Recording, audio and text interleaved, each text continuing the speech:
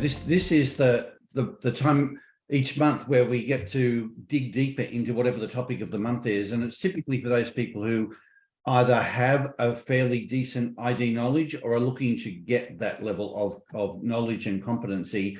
So whether it's because they're a practitioner or whether it's just because they thrive on learning more about themselves and how to, show up at their very best in the world more consistently. So on that basis, I really admire and respect this group and appreciate you all giving up time to come and participate today, both to learn, but as you know, a lot of the learning comes from you guys and the sharing that you give to each other. So let's dig into the topic. So the topic today is how to have real conversations in teams. And we broached that topic a couple of weeks ago. We're going to dig into it today from an ID perspective. But before we do that, let's do our regular check-in protocol to just see how you guys are in terms of being in stride and whether anyone has any particular, success that they want to share or challenge they might be experiencing and they want to benefit from the group. So just put, yes, thank you guys, in chat. Just put your score in the chat so we can see what you are today. And then we'll just take a breath and see if anyone would like to share anything. Sleepy eyes.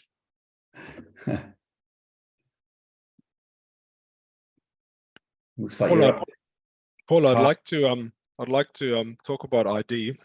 My younger son is doing year 12 this year, and throughout last year he's 5'7", 5763 ID.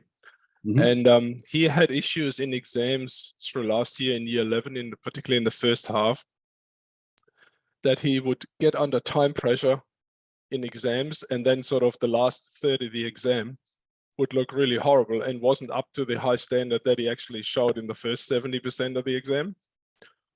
And so we try to find a way around that with him, obviously. And to cut a long story short, it was all in the preparation for it. So we just needed to prepare. So it wasn't preparing repetition, so over and over and over. It was just give him plans. If this happens, if this comes, you do that. If that comes, you do that. So you're already prepared for the different cases that can arrive and the different questions that can arrive, and to look through the exam and to do the things that he doesn't have to think about very long, that he can just do off the top of his head straight away. So he gets over that feeling that maybe he ran out of time in the end. And that's really made a big difference to his second half exams last year, which he came up much better. And so far this year, since February, he's just been flying, with it. So I tried to explain that to him, what works for him, but it was really one word. It was all in the preparation for it. Okay. So Peter, I'll come back to that topic just before we go on to your son and then get into the topic of real conversations today. Mm-hmm. I just want to stay with our protocol here and see if anyone has anything they would like to discuss around their score. So as typically happens, guys, for those of you who haven't been for a while, when we do this amongst this particular masterclass, I think because you all have such good self-awareness, the scores are often fairly high. Normally fine. The average score around the world when we do this is 6.3. So if you look at the scores in the chat, you can see they're all sort of 8s, 9s. We've even got a 10. So these would probably be high 7s or somewhere in the 8s as an average. So it's typically quite a bit higher than the norm. But that's not to say that we don't all get challenged from time to time. So would anyone like to discuss anything from this score or have something that, yes, Judy. You're on mute, Judy. Sorry. Just my excitement in wanting to share. Okay. The reason that I'm a 10 is I just concluded an hour-long authentic conversation.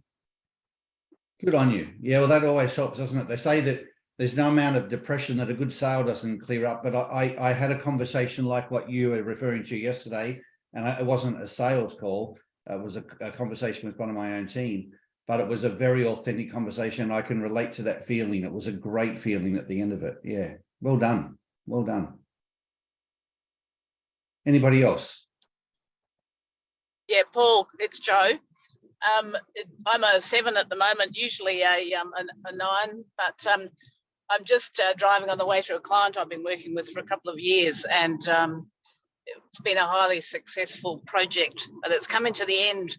And so, as often happens, I have that conflict about being not being able to be as useful as normal or as I have been previously, and so sort of easing myself back out of the organisation. So there's always a little bit of a bittersweet feeling about that, but you know, that conflict about, oh, I really love working with these guys and I want to still continue to be able to be useful, but knowing that, you know, they just need to get on and do their thing, and so it's just like a bit sad, but completely clear that if I'm, you know, not being useful, then it's time to go. So yeah, it's just an interesting point in time. I'm sure in about an hour or two I'll be fine again.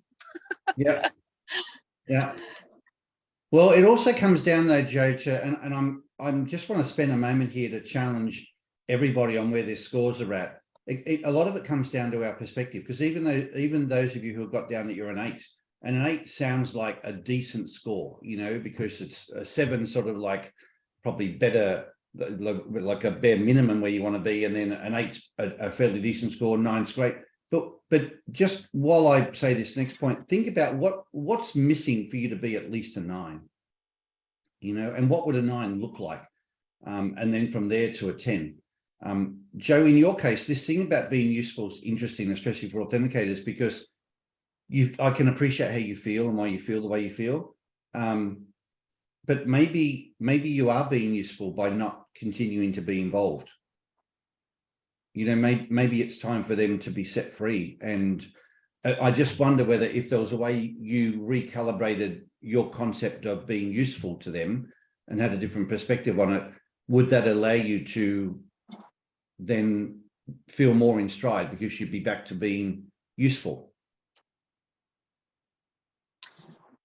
Absolutely, Paul, and that's probably why I said I'd probably be back to an 8 or a 9 or something shortly. But absolutely, because I see so many people remain in business relationships with people that they have long outlived their usefulness. But I sort of, I guess, as part of my own integrity with myself, is not to do that, is to actually acknowledge when I've done my part and it's time to let people go and get on, and to be excited about the fact that there's been a decent skill transfer from me to them, and to see them thrive and grow, and just continue to engage with them maybe on a different level. So I absolutely get that, and yeah, it's just interesting because I'm not usually at that level. So when I am, I often just sit back and think, well, why am I like that? It's good that even that stands out to you. But thank you. You remind me of say some parents at an airport saying goodbye to their kid who's going off to the world, you know, and they're like, on one hand they're wanting to be happy for the child, but it really they're upset because it's like, oh, you know, they're leaving and they're moving out of home, or they're moving away. And they're actually doing everything you raised them to do, you know, to be independent, to be adventurous, to have courage, to have the confidence. They're decent kids that will go out and make a difference in the world.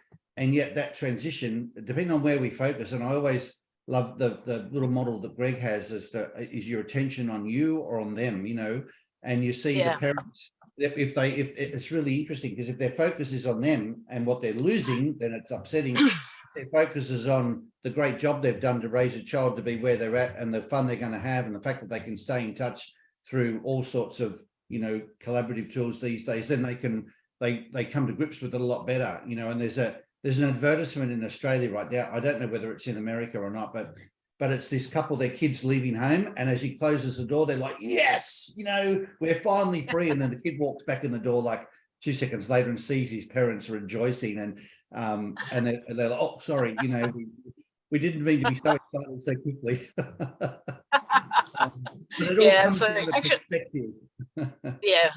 I think the one thing, just in finishing, is in actual fact, I actually really value that that part of myself that does need to be useful, because I think it is really helpful to move me on much more quickly than people that maybe don't have that same need. So I actually find it a really good factor, a really good part of my style, that it gives me a clear signal when it's time to let go and move on. So thank you. I don't know whether there's an authenticator here willing to comment, but I find that whilst this point about being useful, there's equally a need to do, and the do may not be around being useful, but you know, I've watched other authenticators that I'm close to, if they can at least be doing something not related to that person, but somewhere else, they feel they can be doing, and I guess doing and being useful in a different direction. That is like a pretty good antidote. I don't know if I'm right there, because I'm the wrong person to be saying that, but you know. Oh, no, you're absolutely right, Paul. Yeah, okay. Absolutely. Thank you. Yep. Okay. All right. Does anyone else have a question or a comment about this score before we move on?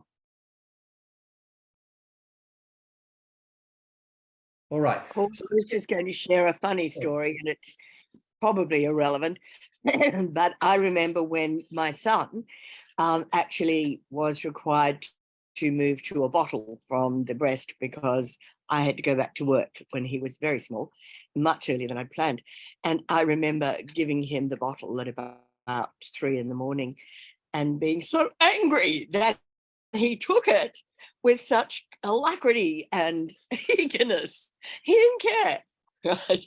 And I've often thought about that moment, because although obviously it was exactly what I wanted and needed, and he got everything he wanted and needed, well, almost everything, it was still that moment of moving on, letting go, allowing the next step, that as a human being I had to accept and appreciate and enjoy.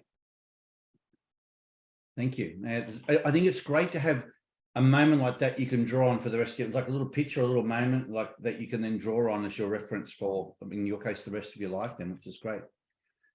Thank you, Catherine. All right, guys, so let's talk about real conversations. I'm going to quickly give you a refresh on what we covered in the last webinar on this topic, because what we did was we first of all talked about what do we mean by real conversations, and then ultimately worked through, you know, what's the role of ID in that space. So the real conversations we're talking about are the ones that you probably find yourself often not wanting to have, you know, the ones you feel might be a really sensitive topic. They're probably going to be, you feel very vulnerable raising them. You're worried that it might be upsetting to the other person. You're not sure how it's going to land. I mean, it's different if you're going to have a real conversation with someone about they've just won the lottery, or you're going to give them a pay rise or something. They're a real conversation, but you know that they're going to land pretty nicely. But if you're talking to someone about performance issues, about their lack of accountability, it's a decision that you know is going to be unpopular because you already know that it's not something they want. You know, if there's trade-offs that you've got to mention that, you know, people aren't going to like, they're the tough conversations. And a lot of people dodge that. They either get other people to do them, they procrastinate on them, they try and, you know, pander around them. It's just being able to have a direct conversation. And I often think of the situation, the picture in my head is, imagine that I had an issue with a person A, and I'm talking it through with person B, not knowing that person A is standing right there at the door. And then I turn around and go, oh, I didn't know you were there, you know? And the person goes, it's okay, I've heard it all, it's okay, that's how I want you to talk to me. And I've often said to people, the way, like a real conversation is when you can be as honest and as real as if the person wasn't in the room.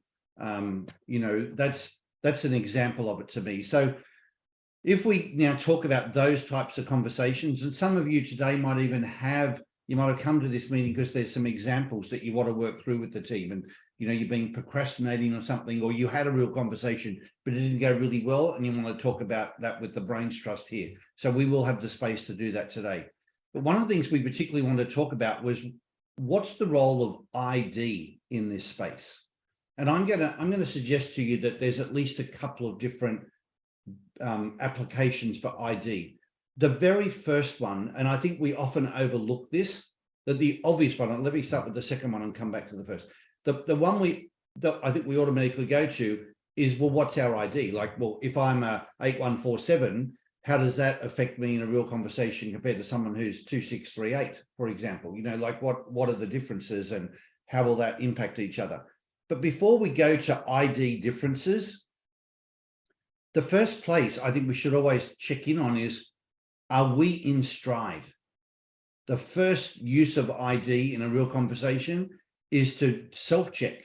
Am I coming to this in a good place myself? Because if you're out of stride, there's going to be a vibration and an emotion in you that's going to handicap the conversation.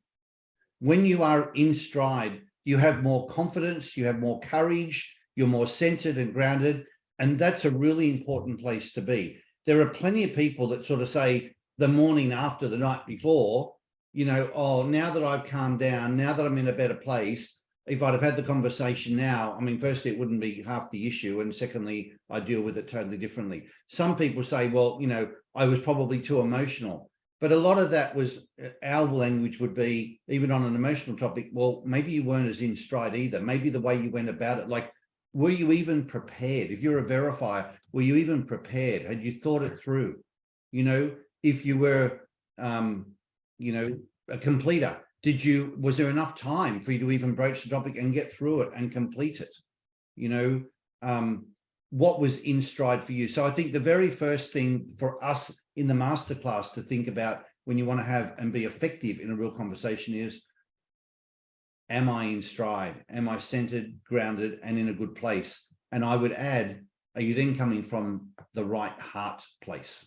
You know, where is your heart? Is your heart on just venting? Is it on growing yourself or growing the person? And are you willing to be vulnerable in that conversation? Or are you still coming from a place of being angry, upset, and trying to teach someone a lesson? Or, you know, vent whatever that negative energy is inside of you? That's not going to work. I don't see that ever working. But when people can get to a different place where they're in stride and focused on a productive outcome for growth with the other person or people, has a much better chance of working well. And that's before we even get into considering ID differences. So before we move on, I'll just stop there in case anyone has any questions or comments they want to make and add to about that.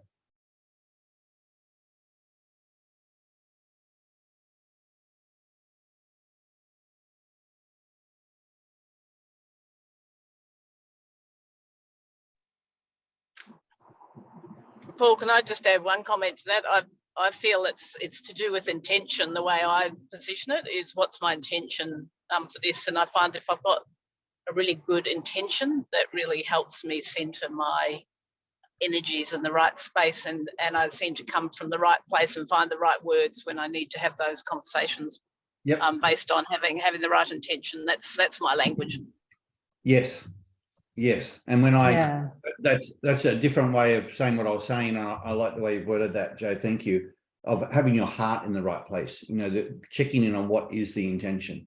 And just speaking honestly with you guys, there's plenty of times where for me, if I was to try and have that conversation at the beginning of my thought process, my intention is probably more around trying to get clarity of what it is that I'm even thinking about, or it might be that I'm really angry or frustrated about something. But once I've processed it, and that's, I guess, talking as a verifier, once I've processed it through, I can get to a place where, you know, my intention is completely different to where I started.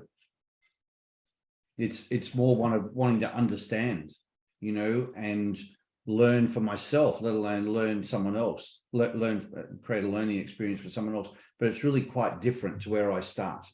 And I don't know whether that's the same for someone who's got a totally different ID, whether, you know, if you were like, I'm looking at, you know, those of you who like avoid verify and strong on improvise, for example, does your intention shift as you work it through, or does your intention stay the same, but your approach varies? I think to me, and I'm totally opposite to you, what helps me to get through is to sort of think about, do I have a request here? Because if I don't have a request, then I'm thinking, well, what's the conversation really kind of going to be about? And I don't know if that just makes it feel like something that's a bit more practical for me, and so it sort of takes a lot of the emotion out of it, and helps me decide, well, what's my role in this bit.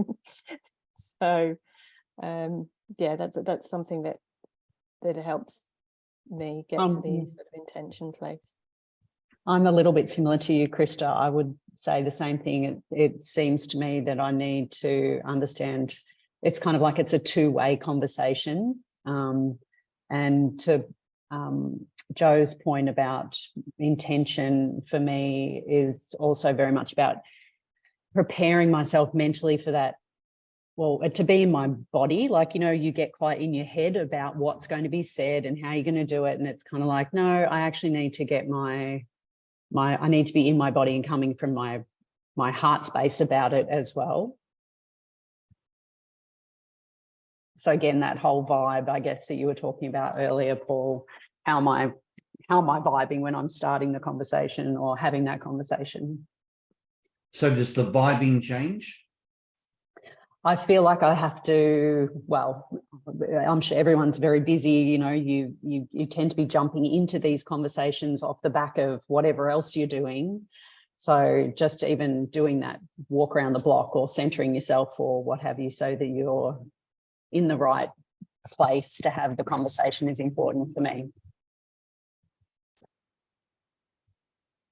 Yeah, it's interesting. I love hearing the different perspectives, and as Krista, you could tone down the amount of pride you feel, Krista, about being so different to me. That always comes through really clearly.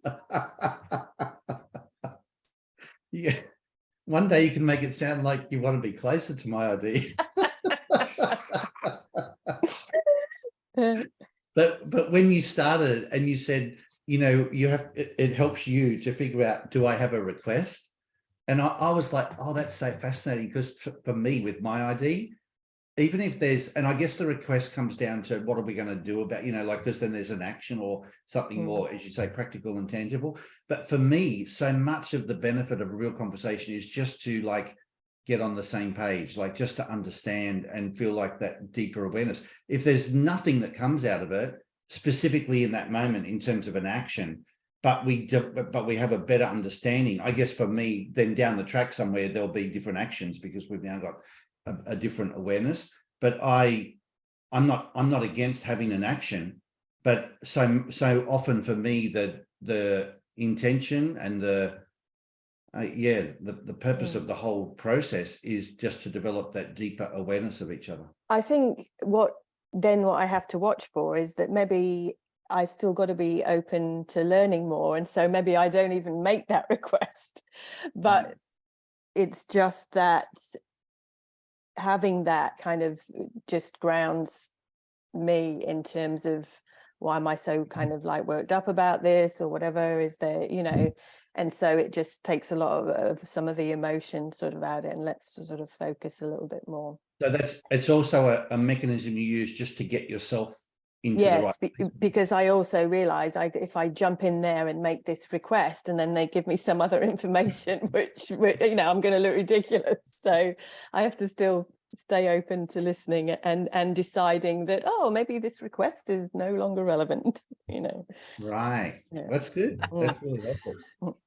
Krista, that comes back to our need to have somebody to do something. Yeah. to make it valuable, isn't it?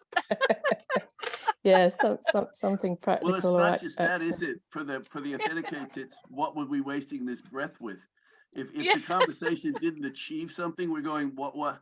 And I got to remember with my aid, I got to remember, oh, they just want to talk, and I have to recalibrate what the point of the conversation was. So this connect, Paul, you're talking about, we have to make sure we know what that means. For you, it's like, oh, I understand they're really mad now. Great, we've connected. And I'm going, he still hasn't heard me. You know, getting really clear on that to me is crucial. What does it mean? Like I'm actually sitting here wondering, can can authenticators come into the conversation just to develop a better awareness of each other, or is it got to be more practical than that for you to even engage in the first place? We just need you to say that up front, that that's what we're doing. Yeah. Get to the point. Yeah, I was going to say the same thing. I mean, as long as that's the purpose of the conversation, then we've achieved the purpose of the conversation. That was only a 6 in Authenticate. He made me blush. Jeez. Something intelligent, please. You know. Yeah, I'm good with, my son taught me that. I don't need you to solve this, Dad. I just need you to listen. But that's how I would listen, because my role now is the best use of me is let them talk. But if I'm hearing mistakes or opportunities for growth or a change, and I can't put that in, I'm going, well, you're wasting me. You know? It's so funny when you said get to the point. I'm sitting here thinking the point is the conversation. Yeah, this is the point. So, I like what Greg said. They're really mad at me. We're connected well. That's it. Yeah, that's good, Greg. Yeah. So Trace, if I didn't know your ID, if I think back to a lot of the conversations we've had where, you know, and maybe you were pacifying me, but it didn't feel like that at the time. You were really good at being in a conversation just to develop the awareness. And I don't know where were you to be able to do that? Were you frustrated then because we weren't getting to the point and there was an actionable outcome?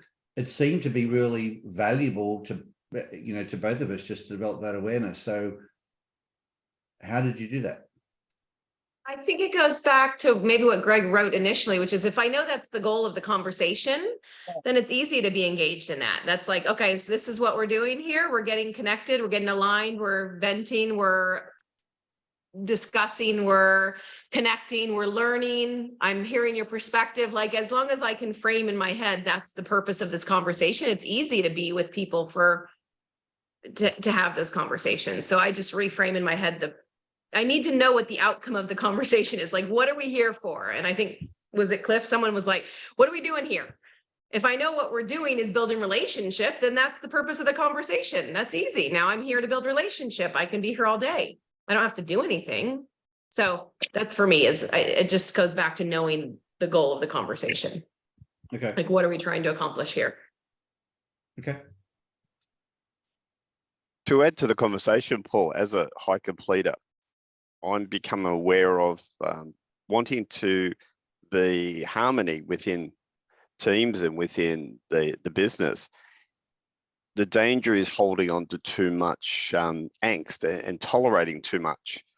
And the danger is that you get to a point where it just gets too much and you explode. So becoming aware of earlier signs to say something's not right and dealing with it earlier rather than just tolerating it and then having to deal with being highly emotionally charged and pissed off with something, and then you become distorted in the conversation. So catching it earlier and dealing with it earlier is the biggest challenge I face on a regular basis. So Steve, you are raising such an important point for completers.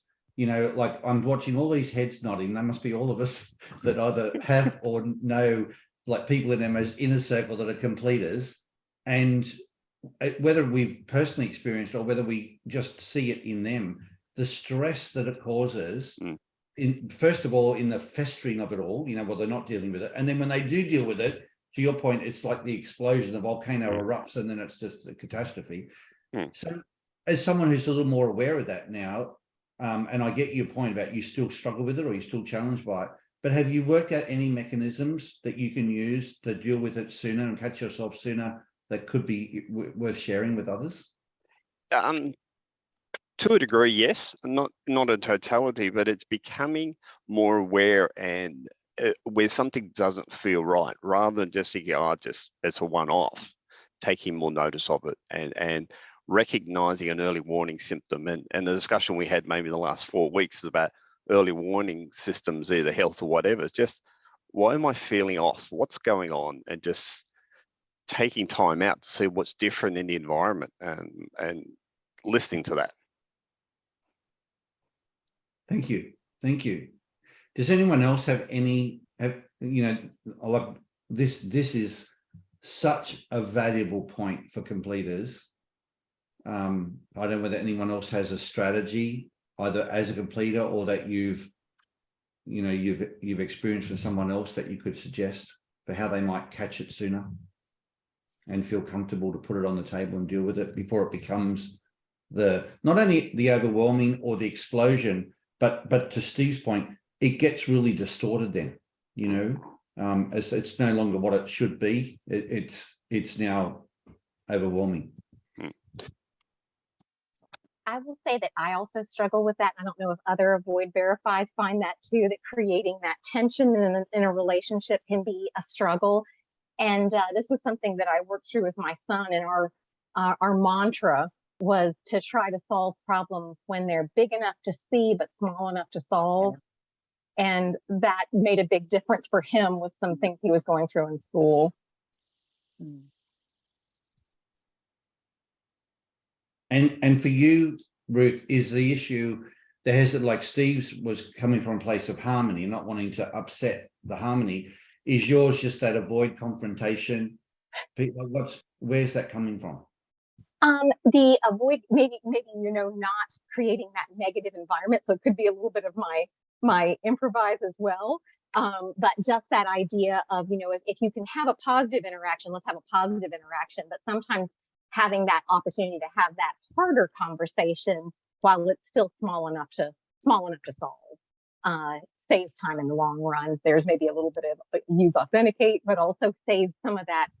Like you said, Steve, I thought that part about where it gets bigger, and then it blows up. And trying to avoid that, because that's obviously a lot more stressful than solving it early. I think, sorry. I was just going to say that's what when I'm coaching my clients about that, or people about that.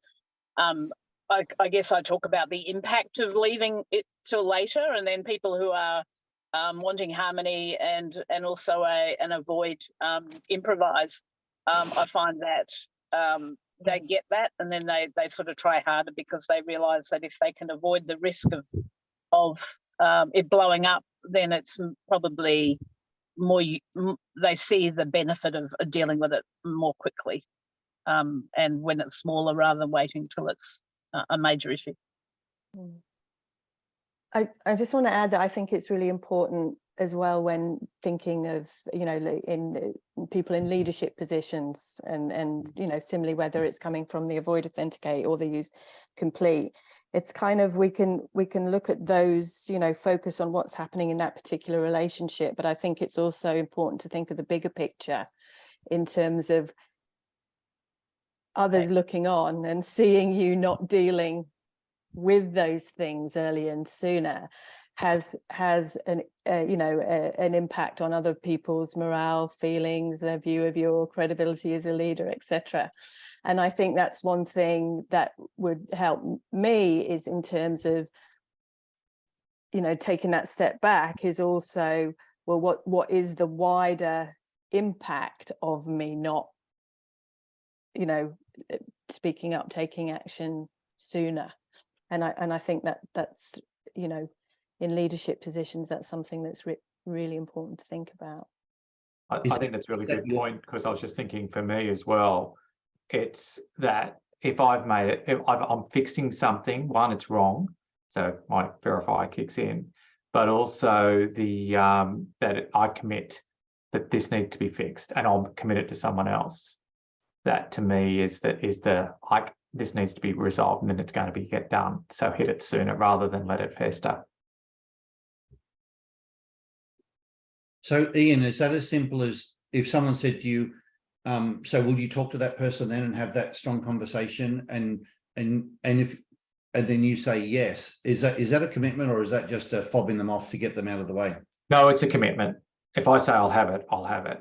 I would be questioning whether I should be having the conversation or they should be having the conversation, but there might be a time. So I'll usually be making the decision, is this a global issue that needs to be fixed? So is it like affecting a number of people? They might have told me it, but I know it's percolated across. Or is it that's your issue? I'm the sounding board, and I might be saying, well, actually, I can't fix that for you. You need to have that conversation, but I'll give you some advice on it. It's just, I think it's just being really clear on whose problem it is to solve. in my mind anyway. Okay.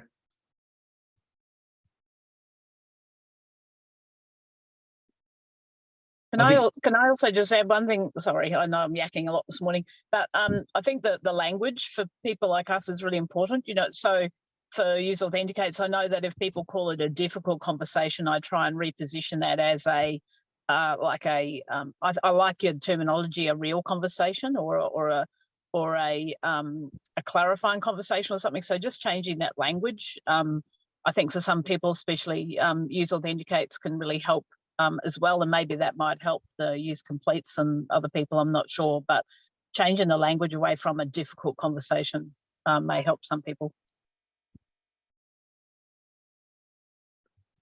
Thank you. Thanks, Joe. These are all great points, because you're raising, each of you with your different directions on drives are raising the things that typically get in the way, you know, of having them. I'm referring to Steve's comment about the completers and Ruth with the avoid verifiers.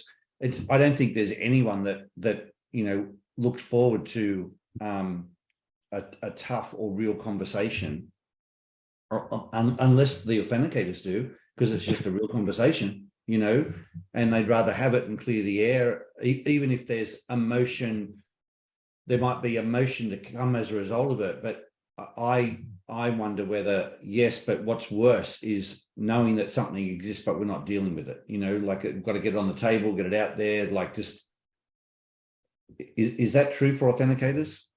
That there's not a resistance to having the conversation in the first place because it's just got to be had? Depends what the potential benefit is. If there is something to be gained, the bigger the potential gain is out of it, and that could be for me or for both, or 3 or 4 people whoever's involved, the higher is the motivation.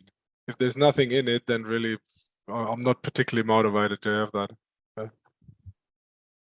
I think for me it would be a case of, particularly if it's a conversation that you feel that you've had several times, the thing that would stop me doing it is it's just going to be a waste of time, and that is, you know, yeah, hard to fight against sometime. What's the point? Do you find then that leads to a disengagement? I find that leads for me to a disengagement. Yes, it does. Yeah. Yeah. It's sort of like, I'm not going to waste my time either. They're obviously not interested, and so I'm just going to move on. Yeah.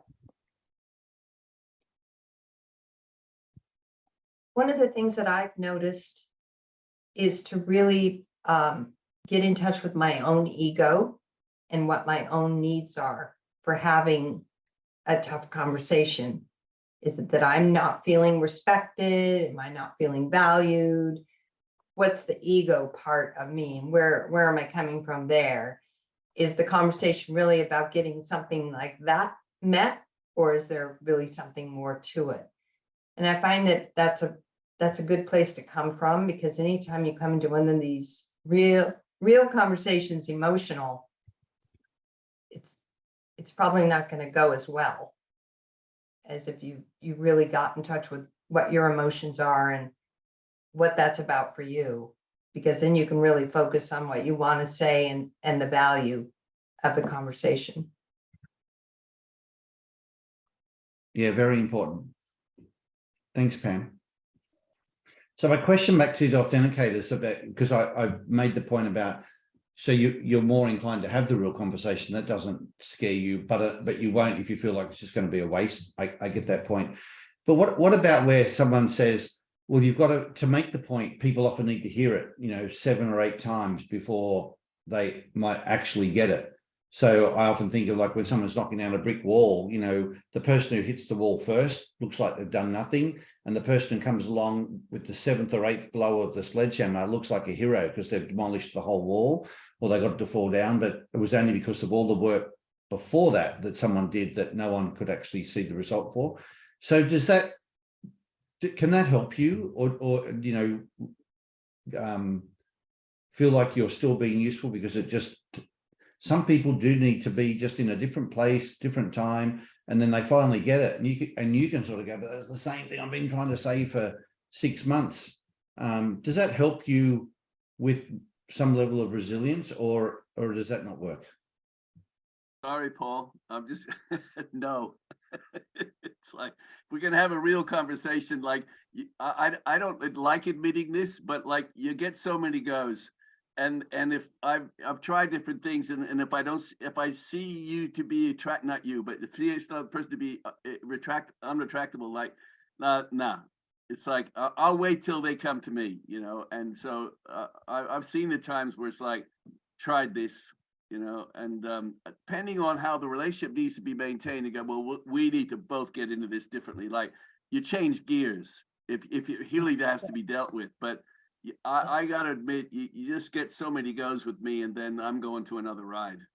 How many goes do people get, Greg?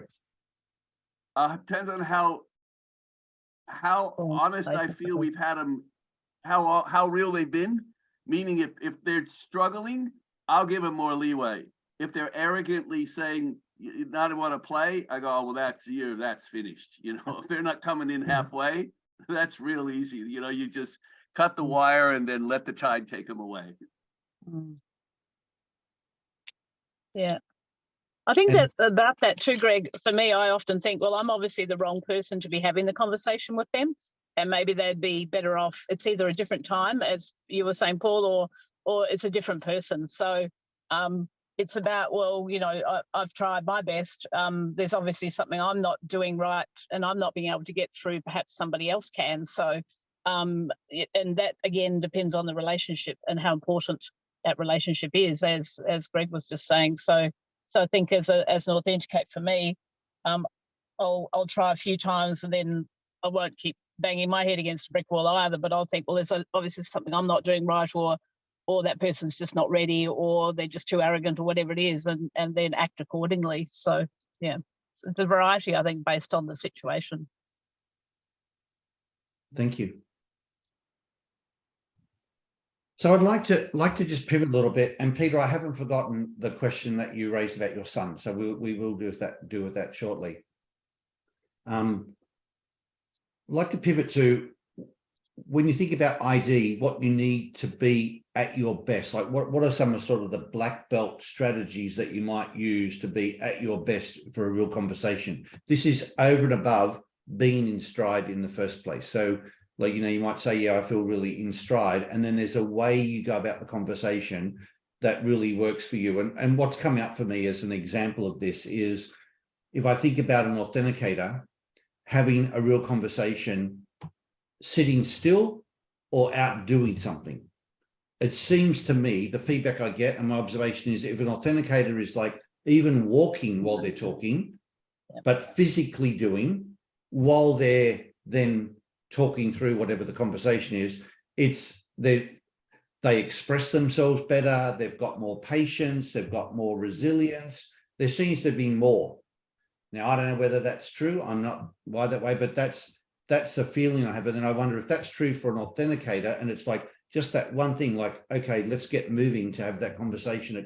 It keeps me in stride for longer, engaged for longer. If that's true, and I'm not saying it is, I'm asking that question, but if it's true, then what's the equivalent for each of the other 7 directions to go, well, is there something that we can sort of like make sure we do, because it gets us in, keeps us in, and makes us at our best for longer? That would be really careful. So my question, first of all, is that true for the authenticators? And if it isn't, is there something else that works for you, and the same for each of the other drives? So Greg, you're saying not for you. No, the key for me would be the genuineness of it. Like the movement, I could be like knee to knee going for it, or I could be elbow to elbow. We're working on a blitz, but it's the realness of it. If I know you're genuinely want to deal with this and we're really here, I could be absolutely still and be 100% focused on you, because your realness is what's attractive. Your authenticity. Authenticity. And Susie, you're saying it is true for you. Yeah, definitely. I find, but I think it could also be to do with my avoid complete. if I feel like I'm trapped in a situation where I'm put on the spot, I think that's probably where that's coming from. So to alleviate both of those being out walking or something like that is definitely perfect for me. It wouldn't be for me, because I think something more to do with the complete or avoid improvise. I kind of need to focus, and yeah, it would be a much harder thing for me, I think. Okay. So doing something physical will almost be a distraction for you, Chris. Yes, yeah. Isn't that interesting? I find it's really, really useful because it allows me just to go deeper, and it also makes me feel like I'm actually doing something while I'm talking or listening or interacting. I mean, I can sit down and have a really deep conversation, but the idea of and the reality of when it is actually a physical as well as a mental connection it just allows that real extra depth for me. And also even that's the same even when I'm doing a presentation or something. If I'm standing up and moving around and I've got a pen in my hand, even just that just allows me to connect differently and better with my own brain and my own thoughts and my own listening in many situations. So yeah, it just deepens it somehow for me. Okay. It doesn't have to be necessarily walking. It could be going to a cafe and have the conversation there. And what is it about that works for you, Peter? Well, I guess that's not my whole idea, but it takes some of the pressure off. It just is a different environment. It is less pressure. Yep. Yeah. Yep. Okay. Yep. There's really interesting comments in the chat, Greg. Your point about just the nuance of the movement. So if you're really engaged, the physicality of it is not really a key point for you. That's more an indication of whether you're in or you're out. Yeah, I never realized that till just right this second, that how much that's a marker for me. Like when you're really there, I want to be nowhere else but, Right.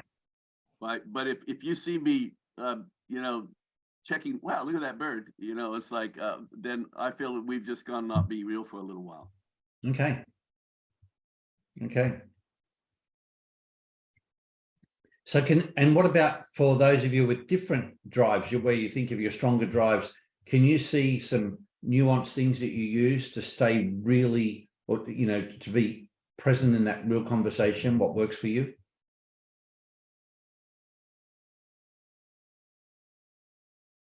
Yeah, for me, I can get distracted. So I found that I have to make notes with colors.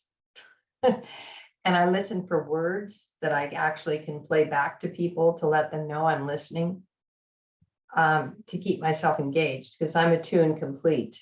I can really get easily distracted. And the other thing that I've noticed about me that I've worked on, that too is about getting to the bottom line. And sometimes I can go to the bottom line way too fast before people are really ready for that bottom line. So I've also gained an awareness of that, and just taking the notes with colors has really helped. Yeah. Thank you, Pam. I think for me it's, full transparency, I haven't had a lot of difficult conversations, really difficult conversations in my life, but I think even when you're in the moment and perhaps things are tough and not so pleasant, I think it's more of a subconscious thing, but there's something that the bigger risk was always in not having the conversation at all. And so that even if it's it's kind of it was still the sort of the best thing to be doing, versus avoiding, and that would just help me carry me through it. But Krista, for you, isn't like I hear you, and isn't it for you that if you once you realize there's a conversation to be had, while ever you're putting it off, the energy, isn't it just building up in you in an unhealthy? Yes, yeah. But then you're still making all the just everything about my ID. It's kind of like, conflict. Oh, what's the point? Oh, harmony. Oh, what are the risks? And it's like, and you're getting this like washing machine about it, basically. yeah, so it's almost like that, you know, the reminder that the bigger, it's the tipping point when you get to the bit that the bigger risk is in not having the conversation. So sort yourself out, have the conversation. And then even when it's difficult, to be almost giving yourself a pat on the back that you're actually having the conversation. You know, the point is that conversation is going to be had one day. Something's going to, you know, typically happen where it's going to be had. Better that you probably, you know, can instigate that along the way. I've just realized as I listen to you guys, there's an example of a real conversation for me, because I would say as a one in Authenticate, a big thing for me is if I feel people really want to connect with whatever the deepest truth is between us or in the conversation.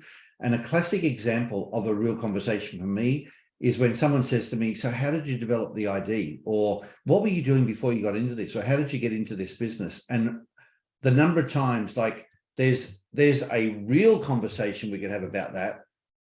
And there's a very superficial conversation we could have. And I would say 90% of the time I have a very superficial conversation with people because I can tell I don't feel that they're that interested in what I was doing or there's just some other answer they're looking for. And when I get someone where I feel that they really are connecting and wanting to know, then I'm pulled into a real conversation because of the connection that I feel, you know, that there really is a depth that they want to explore together. So yeah, that's what Greg and I were just chatting about as well, the energy of it, that feel of it for 7D and improvise that I am. It's very much about the energy. It's, you know, what's the impact of this conversation? Is it going to have a positive outcome, that positive energy? It might not be the most uplifting energy to have the conversation, but if we need it to get to that place, then I can keep my attention. But like some people were saying earlier, if we've had the conversation over and over and over again, every time we have it, that's taking a little bit more energy away. And then I get to a point where I'm just done, just can't do it again. Yeah. Energy. Yeah. Yes, I echo that. That it is about the energy, because I was trying to think about what helps me be, if I think I'm going into a conversation too where I'm going to have to just like justify and explain myself all the time, I won't even have the conversation because I'm like, okay, I'm just going to have to justify myself this whole time. That makes it very difficult. But then I was trying to think about, well, what helps me, like you asked, be at my best or be in stride. And I think with the improvise, it's energy. So it's finding somebody before the conversation to have the conversation with. Like it's having a pre-conversation gets me in stride or grounded because I can brainstorm. Okay, Ian, can we brainstorm this? Can we talk about this? Because my intention, I really want it to be a positive, good experience, but I'm really pissed off right now. So if I go into it now, it's going to go terribly. So can we talk about it first? And then it like helps me get into a good position of like, we've talked about it. My frustration's out. And now I'm in a good position of like, okay, now we can have the conversation. And then it's having the backup afterwards. It's like, okay, now I can call you back afterwards and be like, oh my gosh, here's what happened. Like it's having positive on, if I can't have positive in the middle, I need to have positive on either side of the conversation. It's really good. Really good. Thank you for sharing that, Trace. Guys, I know we're only a few minutes to go. And Peter, I just want to check in with you. When you, at the beginning of the conversation today, beginning of the call, raised about your son, were you just sharing strategies that you'd used for the benefit of the team? Yeah, I guess that's what I thought you were asking for. Yes. Yeah. Oh, I see. Yeah. I see. So yeah. No, I was just really to say, look, ID helped to get to a better result for him. Yeah. Well, it was very cool, the strategy that you used. I heard that loud and clear, the way you mentioned it, of you know, letting him focus on the things that he could do sort of off the top of his head and have confidence that he'd get correct, do them first, so that he felt like he was making really good progress. And if his ID is as a completer, you know, momentum is a key to them being able to be more successful. So it was building up more progress and momentum. Then even the tougher questions that might have been challenging initially, he'd have at least better confidence and less pressure to deal with them, you know, the back end. Well, that's what it was all about. I mean, with the 5-7-6-3, obviously the avoid improvise, I can relate to that. Preparation is key, right? If nothing unexpected turns up and you're prepared for it and you you know, you can do it. It's just all of that. But in the preparation, I needed to make sure that he really owned that and did it as well. That's the authenticate. What can I do? You know, if I'm sweating preparing for this, then I feel confident I can deliver because I've worked hard in training. You know, I can deliver on the field, sort of thing. So so I had to get him to do it. It wasn't, yeah. You know, as a parent, you oftentimes like to do it all for your kids, but that wasn't going to work in that way in this situation. Yeah. So that's anyway. He's flying. He's motivated. So yeah. Yeah, I just love that you even knew to go there. You know, so many, you Yeah. think about parents who have got kids in the same situation, and it just becomes total frustration, and it, you know, has big consequences for their relationship, let alone the kids' results in school exams and so on. And the fact you're able to go there and use your understanding of him to help him be more effective in that moment is, I mean, it's life-changing. And yeah, I needed to have a conversation with a teacher in one of the subjects to actually understand what his problem might be, because with the 5 in Verify, I didn't necessarily get all the detail. He's very short. You say, oh yeah, it didn't go well, or yeah, I didn't get a lot of detail out of him. So I used the parent-teacher interviews to actually say that. And the teacher called me after an exam that hadn't not gone to expectation, and she explained to me what from her perspective, what she saw, that part of it just wasn't reflecting who he really is, and that helped. Yeah, and then I could talk to him about it. Yeah, yeah. And what a much more constructive approach to take than, you know, you didn't get the right result, as opposed to the way you did, because this wasn't a reflection of who you really are. You know, I mean, No. And look, he's always been academically actually far better than his older brother, and he's been, you know, in the gifted and talented school classes and academic selective, and so this was just to work out, how do we do this now? Yeah, so that's no. Anyways, it's one of those things. Good. Well, thanks for sharing it, and no worries. No worries. Well done for, you know, helping him out that way. That's really cool to hear. So fingers crossed. We're right near the top of the hour. Does anyone else have anything they want to share before we close for today?